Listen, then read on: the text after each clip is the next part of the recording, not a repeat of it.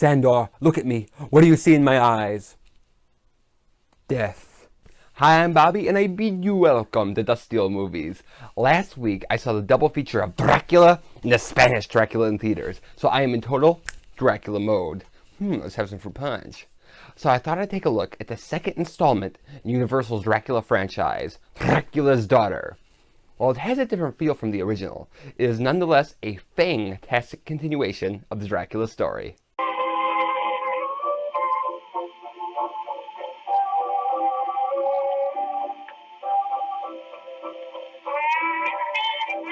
In 1931, Universal Studios released their huge hit Dracula, starring Bela Lugosi. But, like their other huge hit that year, Frankenstein, it would take years before a proper sequel was developed. One obvious place to go was Bram Stoker's short story, Dracula's Guest. But just to mess with Universal, MGM's David O. Selznick bought the rights, with no plans of producing it, and had Dracula writer John L. Balderston write a 20-page treatment, which focused on Dracula's Daughter. David O. Selznick sold this package to Universal. That was my plan all along. But with the proviso that they would start filming by October of 1935. This deadline would be pushed back. And like The Bride of Frankenstein, this was going to be a lavish sequel that would focus on Dracula and his daughter, and even go into Dracula's origin story, having him be a sadistic nobleman who becomes cursed by a wizard. Frankenstein's James Whale was going to direct, and Bela Lugosi was paid $4,000 to reprise his role as the Count. R.C. Sheriff and James Whale submitted their script to the production code office, and it was turned down completely, for its implied sex, violence, and debauchery. I know it sounds awesome. Now, I don't know for sure, but I've heard it speculated that James Whale may have deliberately sabotaged the script to get out of doing another horror movie. Either way, the final start date was approaching, and old Dracula writer Garrett Ford was hired to quickly turn out a less horrifying script. Dracula was dropped entirely, with Bela Lugosi only doing a few publicity photos. The already inflated budget was cut, and Ford was still writing weeks into production. The planned spectacular sequel was becoming a mad dash just to get anything on film. But what they got. Professor Van Helsing is arrested for the murder of Count Dracula, and he calls in his friend, the psychiatrist Dr. Jeffrey Garth, to act as his attorney. Meanwhile, Countess Myra Zaleska, Dracula's daughter, and her servant Sandor steal the body of Count Dracula and burn it, in the hopes it will end her own vampire curse. It doesn't, and she continues to feed on the men and women of London.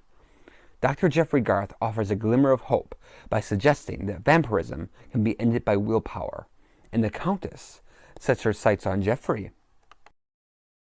Like The Bride of Frankenstein, Dracula's Daughter takes place immediately where the first one leaves off, making it the second part of one big story. First of all, it builds upon the first one by going deeper into the emotional experiences of a vampire. The vampire in the first film, Dracula, was a pure evil killer. And while Dracula's Daughter still kills, oh, you horror fans, you. A lot of the plot deals with her trying to free herself of the curse and then coming to terms with it, which makes her sympathetic and gives a whole new spin to the story. Secondly, the Dracula novel begins and ends in Transylvania, with Dracula retreating back to his castle after he's been found out. While Dracula the movie begins there, we don't get back there till his daughter goes back at the end of her movie. Not only does this make the story more complete, but the Transylvanian scenes are always so atmospheric because you're totally immersed in Dracula's bizarre world, which makes the story end on a real high note. You're not in London, Dr. Garth, with your police. You're in Transylvania, in my castle. In these areas, Dracula's Daughter excels at being a continuation of the first film. But where it falters is by having hardly any of the original cast return. And the bloodthirsty elephant in the room is Count Dracula. They talk about him so much, and he's so important to the story, that you just want to see him, even if it was just in a dream sequence. And Bela Lugosi's presence would have added so much to the creepy factor, and it would have made the Countess's internal conflict more dynamic. As for the rest, Edward Van Sloan is back as Professor Van Helsing, and he's good, but they do kind of underuse him. And the rest of the original characters are not seen or even mentioned. And from a story perspective, that doesn't make a lot of sense. And for a film that tries so hard to connect to the first movie, it really becomes a weak point. However, there is nothing weak about the new characters, especially Dracula's daughter.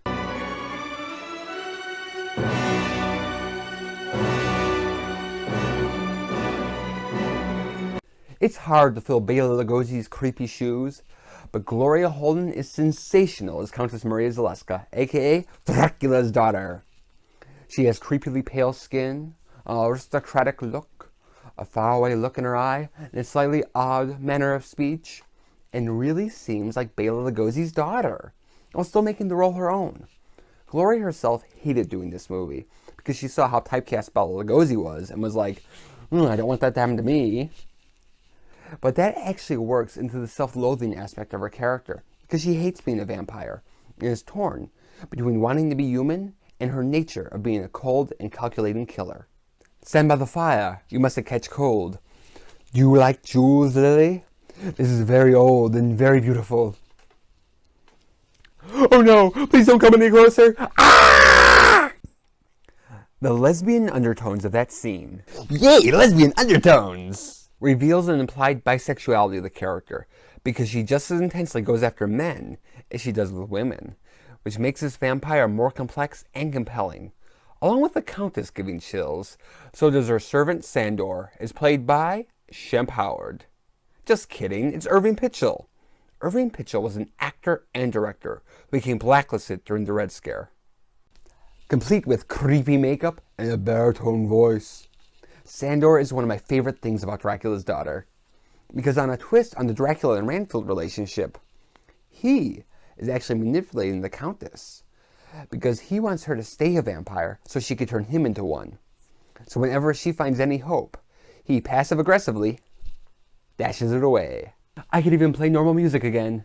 My mother used to sing this to me at twilight. Twilight. Long shadows on the hillsides. Evil shadows. No, peaceful shadows, and the flutter of wings in the treetops. The wings of bats. No, birds, and the far-off barking of a dog. Barking because there are wolves about.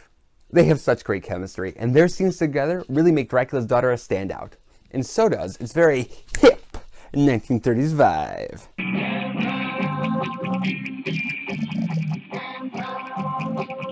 Unlike the first one, Dracula's daughter is very clearly set in the 1930s.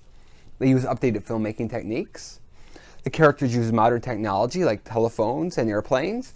And there's also plenty of screwball comedy.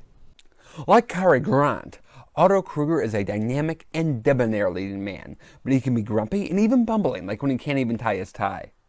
It's not as easy as it looks. And he even gets prank called by his secretary / maybe girlfriend. Yes, this is Dr. Goth. What do you want? This is the zoo speaking. Yeah, whenever elephants is seeing pink men, come right away. The zoo? Now see here, Janet. This style gives the non-scary scenes a sense of life and fun that the original did not have. However, there's also so much of it that it takes a little away from the atmosphere. So while this is a more entertaining film, it doesn't have the same impact as the first one. Due to overrunning costs and a ban on horror films in England, Universal's founders, the Laemmles, lost the studio, making Dracula's Daughter the final film in the first cycle of Universal horror. While not as successful as the original, Dracula's Daughter has gone on to influence countless vampire stories, like the soap opera Dark Shadows, and was even a direct inspiration for Anne Rice to write Interview with a Vampire, with her wanting to capture the ambiance of the film. Knowing what Dracula's Daughter could have been, it's easy to write it off as a missed opportunity, but when viewing it on its own, it is an excellent 1930s vampire film, and I give it 3 lesbian undertones out of 4. Thanks for watching Dusty Old Movies, and have a 1930s kind of day.